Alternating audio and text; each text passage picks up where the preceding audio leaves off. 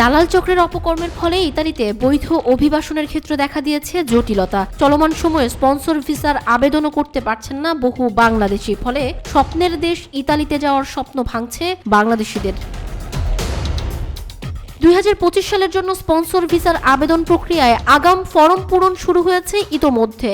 নভেম্বরের পুরো মাস জুড়ে আগাম ফরম পূরণ করা যাবে। এই আবেদনের ক্লিক ডে নির্ধারণ করা হয়েছে 2025 সালের 5, 7 এবং 12 ফেব্রুয়ারি।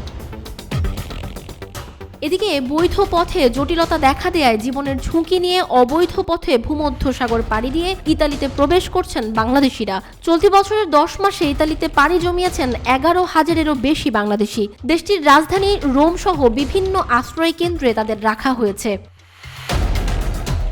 ইতালি প্রবাসীরা বলছেন, দালালদের কারণে বৈধ পথে আসতে না পারার কারণেই এই পথ বেছে নিয়েছেন বাংলাদেশিরা। এক্ষেত্রে জীবনের ঝুঁকির পাশাপাশি বৈধতার কোনো সুযোগ নেই বলে সতর্ক করছেন তারা।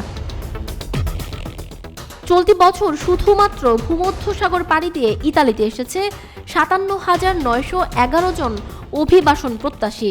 তাদের মধ্যে শীর্ষে অবস্থান করছে বাংলাদেশ।